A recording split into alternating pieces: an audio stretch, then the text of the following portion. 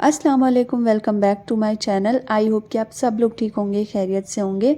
और शब बारात आप सभी को मेरी तरफ से बहुत बहुत मुबारक हो। और ये उसी दिन का व्लॉग है। यहाँ पे मैं खीर बना रही हूँ क्योंकि मेरे घर पे तो खीर में ही फातिया होती है। वैसे जनरली ना हलवा और रोटी में होती है सबके यहाँ, जो 2 पुर वाली रोटी होती है ना, मेरे मायके में भी वैसे ही फातिया होती थी। तो खीर तो बहुत ईज़िली बन जाती है और चावल वाली खीर मैं बना रही हूँ यहाँ पे।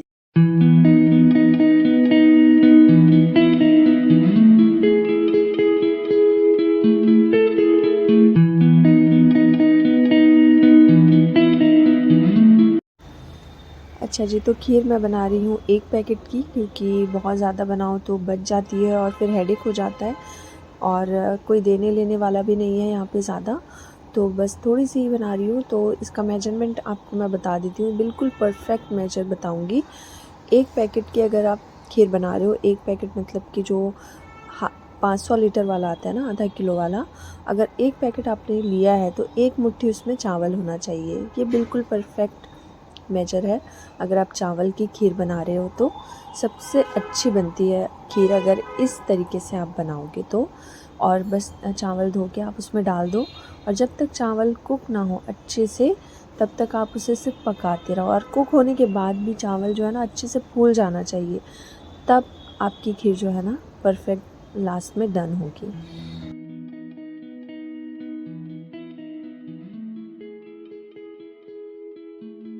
खीर को मैंने चढ़ा दिया था। अब मैं सोच रही थी कि मैं क्या करूं, और क्योंकि वहाँ से हट भी नहीं सकती थी, बार बार चम्मच जो चलाना था, तो फिर मैंने ये काम निकाल लिया। और ये आलू प्याज का रैक है जो बहुत दिन से मैंने इसे वॉश नहीं किया था, तो फिर क्या था, इसे मैंने अच्छे से वॉश किया और ड्राई किया, और अब मैं इसे रख रही हूँ। और टिश्यू पेपर, टॉवल, किचन जो भी है आप इसमें लगा दो। तो फिर इसमें रख दूँगी मैं प्याज और आलू। कल से आके रखे हुए हैं तो मैं ध्यान नहीं दे रही थी, तो अभी मैं अच्छे से अरेंज कर लूँगी।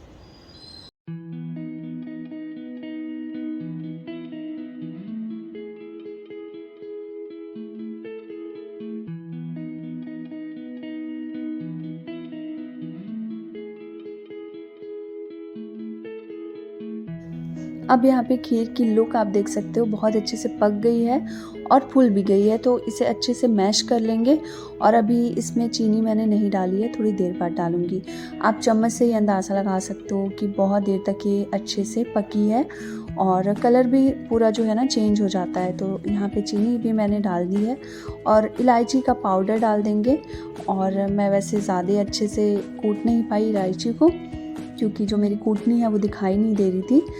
अब इसे मैं अच्छे से मैश कर लूँगी तो ये डन हो जाएगा। और लास्ट में आप कोई भी ड्राई फ्रूट्स डाल दो। मैं सिर्फ इसमें चिरौंजी डालती हूँ, तो लुक भी बहुत अच्छी दिखती है और उससे टेस्ट भी अच्छा आता है खीर में।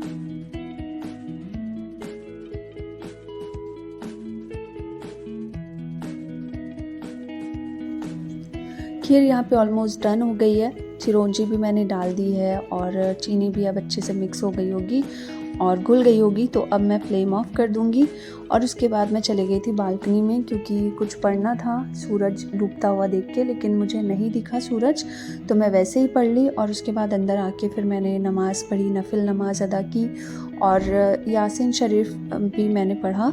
और ये सब ना मैंने पढ़ने के बाद रिकॉर्ड किया। पहले तो मैं बहुत ज़्यादा हड़बड़ी थी, टाइम हो चुका था, तो पहले मैंने अच्छे से अपनी पढ़ाई कर ली, और जब मैं पढ़ ली ना तो उसके बाद फिर ये थोड़ा सा रिकॉर्ड मैंने कर लिया वीडियो में डालने के लिए।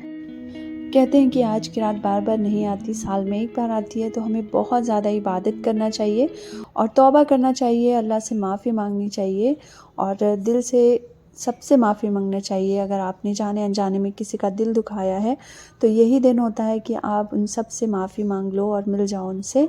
और घर में बहुत ज़्यादा रोशनी होना चाहिए कहते हैं आज के दिन में। तो जो जो करना चाहिए सब मैंने किया। और इस टाइम पे घर पे कोई नहीं था, मेरे हस्बैंड गए थे नमाज़ पढ़ने, और बच्चों को तो सुबह से उनके दादू लेके चले गए थे, तो बस मैं यहाँ पे थी। और फातिहा वगैरह हो गई थी यहाँ पे, और उसके बाद जब बच्चे आए तो उन्हें पढ़ाया थोड़ा सा, और फिर खाना वगैरह हमने खाया, खाना भी मैं बना ली थी। और फिर रात में मैंने अपनी बाकी नमाज जो थी नफिल वो अदा की। तो इस तरह से गया आज का डे, और यही था आज का व्लॉग। आई होप आप लोग को पसंद आया होगा। पसंद आया तो please like, share and subscribe. And मिलूँगी बहुत जल्द नेक्स्ट व्लॉग में। खुदा हाफिज़।